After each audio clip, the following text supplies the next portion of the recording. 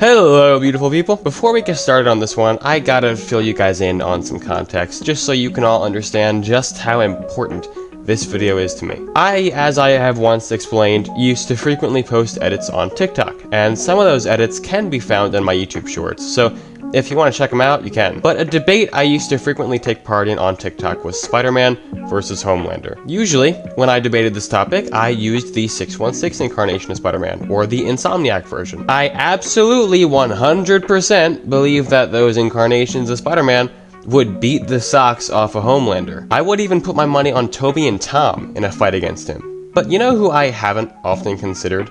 Andrew, from the TASM series. I made an edit of Andrew vs. Homelander once, but back then I wasn't as big of a research-heavy, detail-driven power scaler as I am now. But Andrew seems to be the weakest of the three live-action Spider-Man, at least mostly in terms of physical strength. His showings generally haven't been as impressive as the others, so I'm going to be putting favoritism for my GOAT Andrew aside, and today I will, for the first time in a long time, truly examine a possible brawl between Spider-Man and Homelander, but this time with a Spidey that I generally feel to be on the lower end. And this is me talking before I've done a deep dive, by the way. I haven't properly examined both parties yet, so I'm recording this intro beforehand.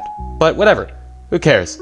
Let's just drop the funny business and put this debate to rest in my mind forever, shall we?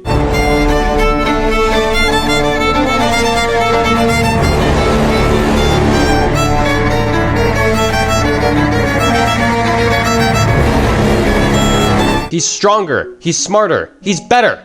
He's the goddamn Homelander, and he can do whatever the hell he wants. Homelander is a Temu Superman, meaning he's got many of the same general abilities, but still has some limitations. He can fly, has super strength, laser eyes, and has heightened awareness with the help of super hearing and x-ray vision. His laser eyes have been seen melting guns, slicing through humans effortlessly, and even slicing through a private jet. In terms of physical strength, Homelander has been seen tearing people in half, smacking open an emergency door on a moving plane, tossing grown men with one hand, and pushing a large slab of concrete rubble off of him. When it comes to Homelander, one thing people love to talk about is his speed. In terms of travel speed, Homelander can move very fast. He even outflies an explosion while simultaneously saving Butcher in the process. In The Boy is Diabolical, he also speedily disarms multiple opponents. In terms of speed, I do think he is a little overcredited though.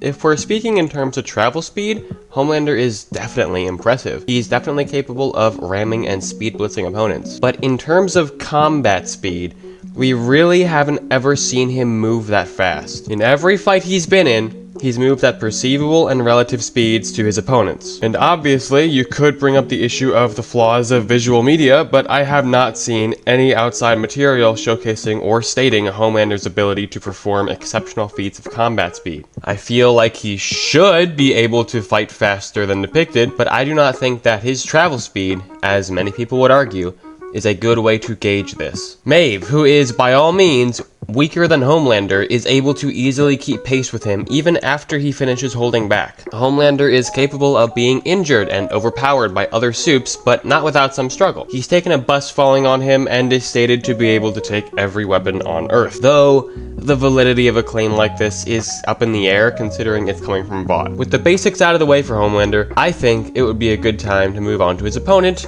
the friendly neighborhood Spider-Man.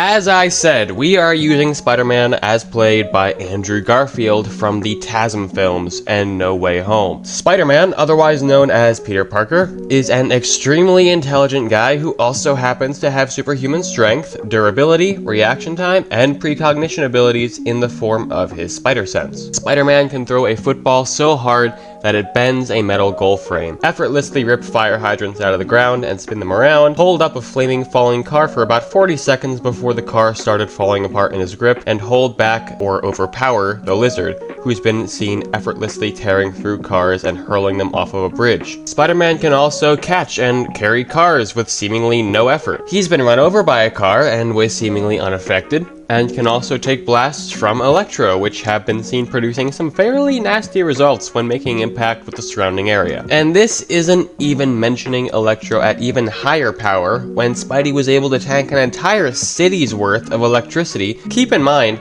this is what one tiny dose of electricity can do to normal people.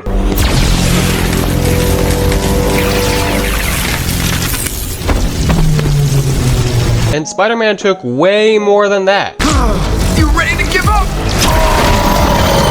Spider-Man's Spider Sense is a very impressive part of Spider-Man's moveset, but this doesn't mean he relies on that solely, and isn't fast without it. Lightning generally moves at about 270,000 miles per hour. Spider-Man is consistently shown dodging these attacks, which could be chalked up to simply being his Spider Sense, but I would disagree based off of one scene. The Times Square battle in TASM 2 clearly shows us that not only can Spidey react to Electro's lightning after it was already fired, but he can also observe every detail of his environment and formulate a strategy mid-reaction.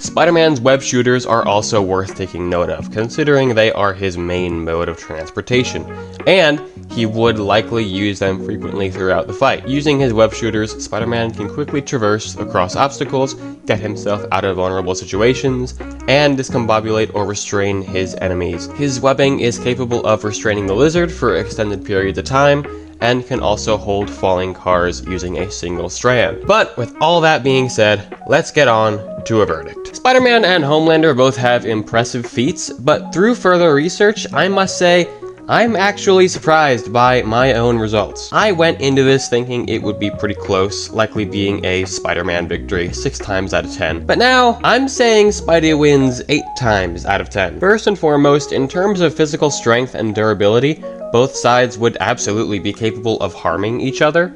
Homelander would be a little stronger, but it's not like Spider-Man hasn't fought opponents stronger than him. That's basically all he does. He fights stronger opponents and comes out on top by being smarter than them. Could Spider-Man dodge Homelander's laser eyes? Okay, so here's why I hate this part of the conversation.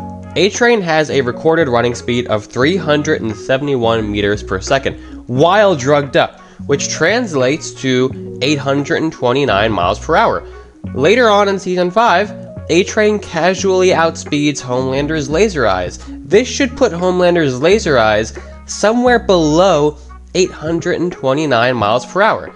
Obviously, as I've stated before, lightning generally moves at about 270,000 miles per hour, so this seems like an easy closed case, right?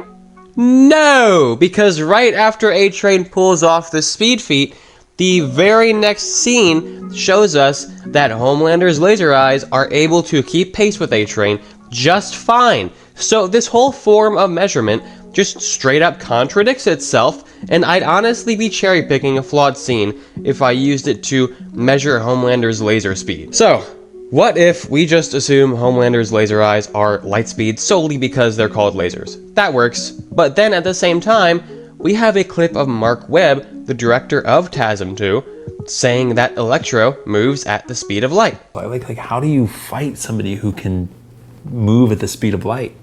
You know, you have to tap into something deeper inside that person. So, it doesn't really matter which way you go about this. If you say Homelander's lasers are slower than 829 miles per hour, Spider-Man would be faster.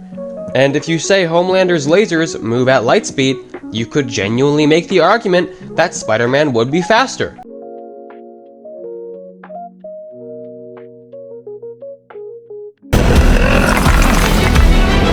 Go!